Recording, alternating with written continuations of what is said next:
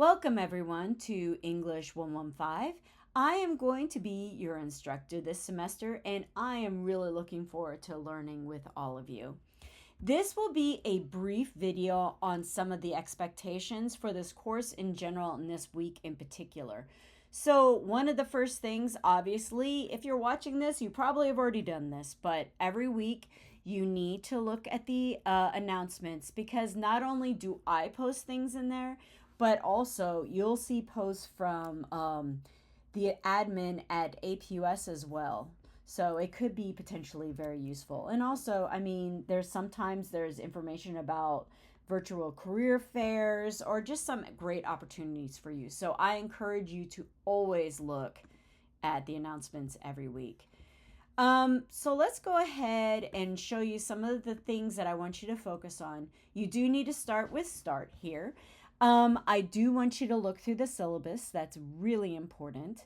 And then I also want you to read up on how AI can be used and not used in the classroom.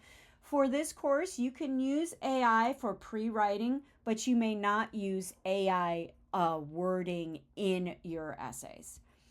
Then there's one more thing is the discussion guidelines. I want you to take a look at that.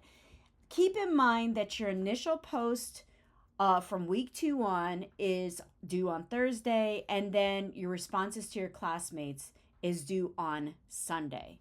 All right. This first week, you can post whenever you like.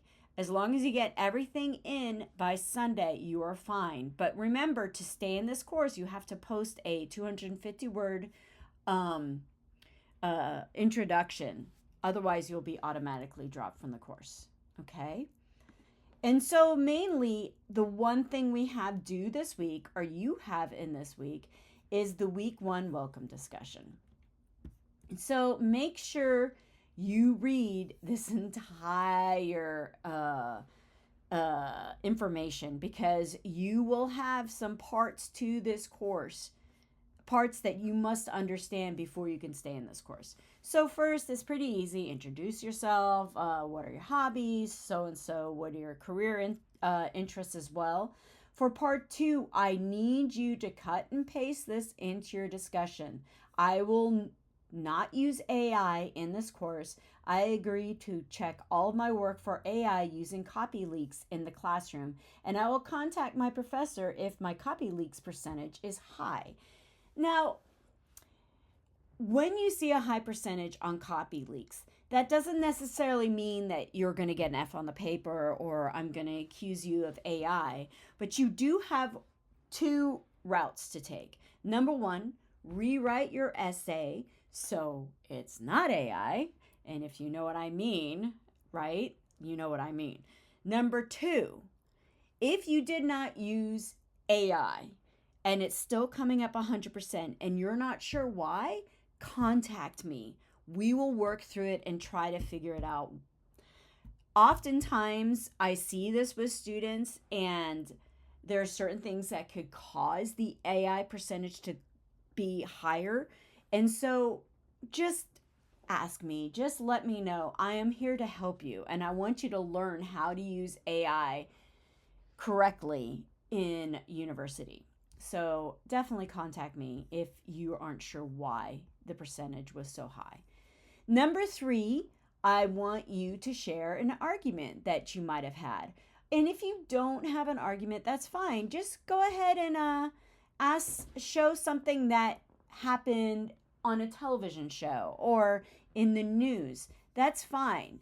But just give me an argument and kind of give me some information about how it worked, or did you convince the audience, or did that person convince the audience? So it's a fairly easy introduction. You just have to fulfill all 3 parts. So now after that, you need to go through this week's lesson. Now, there are 2 things I want to point out to you. First, you do have a book in this class. It is called Effectiveness in Writing. I do want you to read it. The reason why is because I wrote it.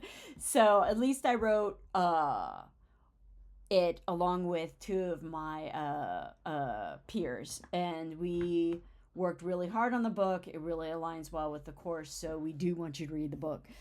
Okay, so that is necessary. And then, of course, you have a lesson in general.